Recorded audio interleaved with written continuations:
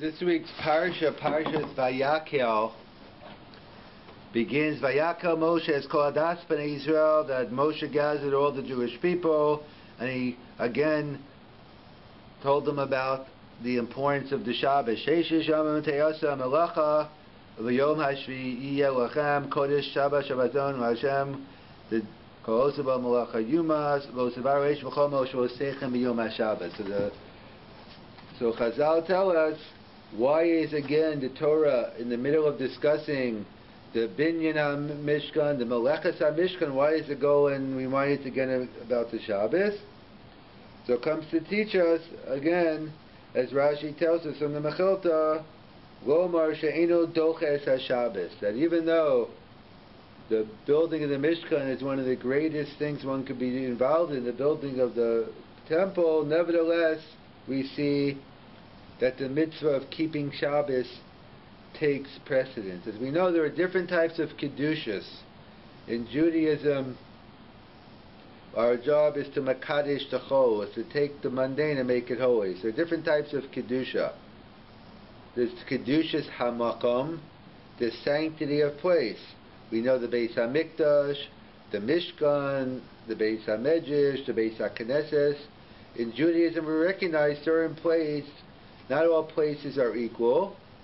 Most places you could go and make them into a makam kadosh, but inherently there are certain areas, Beis Hamikdash, shuls have a higher level of kedusha. That's kedushas hamakam. There's a second level of kedushas hazman. Kedushas hazman is zachar sham haShabbos l'kadsho. Remember the Shabbos day and sanctify it. And that's as well Makadesh Yisrael B'Hazmanim. All the Yom Tovim are days where we Makadesh them. So that's the sanctity of time. So which one takes precedence when you have a conflict between sanctity of time, Kedushas Hazman, and Kedushas Hamakam? Which beats out? So that's what the Mechilta is telling us, that apparently Kedushas Hazman takes precedence over Kedushas HaMakam, because the sanctity of Shabbos overrides the sanctity of building the temple. One should stop building the temple on Shabbos. There's a third level, Kedushas HaGuf, Kedushas Yisrael, where a Guf HaKedusha, the sanctity of the Jewish people. So the Chasim Sofer points out that we see how holy every individual is. How do we see how holy every individual is? So the Chasim Sofer says, because we all know, as we just learned from the Mechilta, that Binyan Beis HaMikdash eino docha Shabbos. Sanctifying, building the temple, building the Mishkan does not override Shabbos. You have to stop. However, there are some activities that override Shabbos. As we learned with Shamru B'nei Yisrael as a Shabbos, the Gemara in Yuma has quotes different sources for the halacha that Pikuach Nefesh is Docha Shabbos. The human life takes precedence over Shabbos, either based on better to Machalo Shabbos Achas to keep many more, based on V'chai Behem, based on the fact that you should live by them and not die by them, and it's not one of the big three, so you don't have to give up your life for it. So we see that the human life takes precedence over the Shabbos, and that's why, in fact, one of the first halachas the Rabbi has to teach the community is that for a Shabbos emergency, even a doubtful emergency, you have to supersede the Shabbos, and that's why it says if one asks the question, if one has to ask you the question, the asking itself isn't a good thing. It's keilu shofech damim, and as well the one who gets asked, Hareza Maguna, the rabbi who is asked, it's not good. What did the rabbi do wrong? I'm just answering the question. The answer is you should have taught it to the community, that they should know already that they should jump into the car and go to the hospital. So the Chasim Sofer says that if Binyan Beis HaMikdash eino docha Shabbos, if the Binyan HaMishkan, the building of the Mishkan doesn't supersede Shabbos, and human life supersede Shabbos, we're forced to conclude that every Jew is more chashav than the Mishkan. Every Jew is more holy than the Mishkan. The Mishkan isn't Docha Shabbos, but every life is Docha Shabbos. So we see from here how chashav every individual is. And that's why the Torah goes ahead and warns us in the middle of the Binyan HaMishkan, again reminds us of the importance of Shabbos, that remember when it comes to Shabbos, stop building. In fact, in fact, the Gemara in Shabbos learns the connection between Mishkan and Shabbos. There are 39 prohibited activities on Shabbos, known as the Lamed Tes Malachos, the 39 Malachos, 39 prohibited activities, and basically they deal with creativity and other things, cooking, building, etc., and the many others. So they point out that where do we learn out these 39 prohibited activities from? What's the source? What's the source? I can't do these on Shabbos. So the classical opinion is it's based on the Mishkan, that those 39 malachas, that they used to build the Mishkan with these 39 malachas, and therefore these 39 malachas that you could do to build the Mishkan, you can't do on Shabbos. The 39 acts of creativity we stop doing on Shabbos, because 6 days a week we work and the 7th day we rest, and therefore we learn out from here. So we learn out from the Mishkan. There's a direct link between the Mishkan and Shabbos, and therefore that's one of the major sources. That's why we have a concept in the Gemara Shabbos, Meleches Machsheves Asra Torah. The Torah prohibits Meleches Machsheves, which means it's not enough just to do the same act in the mission. It has to be done for the same purpose. For instance, something done for the same purpose is a malacha tzricha lagufa. That's a malacha you're biblically obligated on. And there's a malacha she'enet tzricha lagufa. It's a machoket in the Gemara, machoket in the Nishma. We paskin, it's only a din d'Rabbanan. It's not chilul Shabbos on the Torah level. And in fact, that's what they point out. The example of the Gemara is, let's say, carrying. So carrying on Shabbos, if you're carrying something because you want it to go from place A to place B, that's the classical case of the Mishkan. That's a biblical prohibition.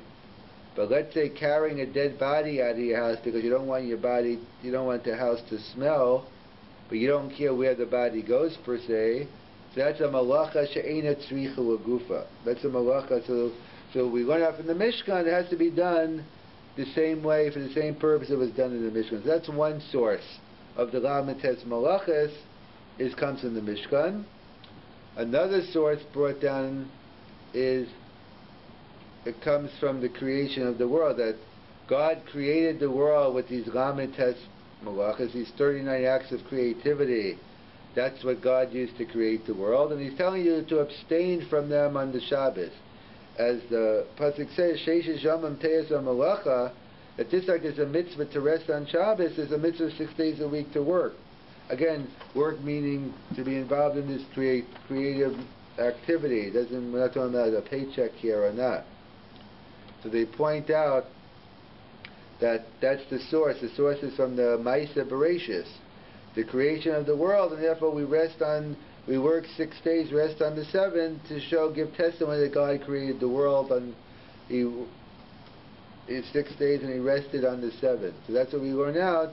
Some say Shabbos is Zecher L'Ma'aseh Bereshis. It reminds us of the act of creation. And others, Tosis and Ari Psachim quotes a Medrash that Paro, when the Jews had it so hard in Egypt because he made them do the 39 malachas. The Jews were involved in the 39 activities as part of their avdus, and therefore when Paro freed the slaves, they no longer had to do it. So, according to the Medrash Toshus quotes, we see that on Shabbos also there's a Zeichel Yitzias Mitzrayim. There's a reminder of the Exodus of Egypt. In fact, that's what the Gemara tells us in Arvei Psachim. In order to fulfill our mitzvah of Kiddush, it's not enough just to mention Zeicher L'maaseh Bereshis, like we do by Yechulu, but you also have to mention Zecher L'Yetzias Mitzrayim. And in fact, that's the famous kasha of the Minchas Chinuch, that there's the Rambam writes that there's a mitzvah of Kiddush, Zachar Shom HaShabbos L'Kadsho. The biblical mitzvah of Kiddush is with words alone. And based on the Rambam, the Magen Avram extends the Rambam that the Rambam just says you fulfill your biblical mitzvah with words. He doesn't go into which words. But the Magen Avram, you have to have special praise and Shavach of Shabbos. And the Magen Avram says if that's the case, so when we daven Friday night, one fulfills the biblical mitzvah of Kiddush. And a raya, because what do we do when Yom Kippur falls out on Shabbos? The same way we fulfill Kiddush when Yom Kippur falls out on Shabbos, just with words alone, so too we can fulfill our mitzvah of Kiddush all year round. So the question is, if men go to shul or stay home and daven and women don't, we have a problem. Because men have fulfilled the mitzvah of Kiddush Minat Torah in davening, and the Gemara tells us in Brachas, women are chayiv in the mitzvah of Kiddush Minat Torah. So it would come out if a woman hasn't davened yet and a man has, so a man has fulfilled his mitzvah Minat Torah of Kiddush in davening, and now when he goes home he's only chayiv midrabanan, he's only liable rabbinically, and a woman is still obligated biblically. So we have a general rule: someone who's only obligated rabbinically, i.e. a man here, cannot do a mitzvah for a woman who's still biblically obligated. So there are many answers to that kasha. But the Minchas Chinuch writes, based on what we're saying, is he disagrees with the Magen Avram's premise. He says you don't fulfill your mitzvah of Kiddush in davening Friday night, because there is no mention in the davening of Zeichel Yetzias Mitzrayim. So again, so the Minchas Chinuch is assuming, and the way we assume, that to fulfill your mitzvah of Kiddush, we always have to mention God in terms of Zeichel L'maaseh Bereshis, and also as a Zeichel Yetzias Mitzrayim. So we have the three reasons brought down for the reason for keeping Shabbos, where we get the 39 malachas, I should say, either based on the Mishkan, either based on the creation of the world, or it's a Zeicher to the Yetzias Mitzrayim. And we probably assume all three there's a connection with the Mishkan on Shabbos, there's a Malachas Machshavas Asatov, there's a connection of the creation of the world, clearly Zeichel Ma'aser Reishis, and as well as there's a connection of Zeichel Yetzias Mitzrayim. So interesting, it says, Sheish Yamim Teisam Malacha of Yom HaShvi'i Yelachem, the 6 days you shall work, and the 7th day it will be called as Shabbat Shabbason. There's interesting discussion the Vilna Gaon has and other Achronim, and actually it's a Gemara as well. The Gemara talks about what happens to someone who is lost in a midbar. He doesn't know what day it is. You don't have no idea what day it is, and you don't know what day should I keep. So the Gemara has a discussion: should I keep Shabbos right away, the first day, and then work 6 days and then keep Shabbos? Or no, do I work 6 days and then keep Shabbos? So that's a discussion in the Gemara. What's the issue in the Gemara, whether I should do one way or the other? So the Gemara says, it depends. Do we go Basar Adam or do we go Basar Ma'aser Bereshis? In other words, if we go by the creation of the world, so 6 days a week we work, and the 7th we rest, so Shabbos is on the last day of the week. But if we go by Adam was born Friday, Erev Shabbos, so the first day of the week was Shabbos. So do we first keep a Shabbos and then work 6 days? So that's the Shaila. In the Gemara we paskin, and the Vilna Gaon has an allusion to it in the pasuk V'shamru b'nei Yisrael Shabbos. But and we say Friday night that it's spelled Chasir, and he learns out based on the drasha over there that when a person to us, so then it says so 6 days a week you shall work, and the 7th day you shall rest.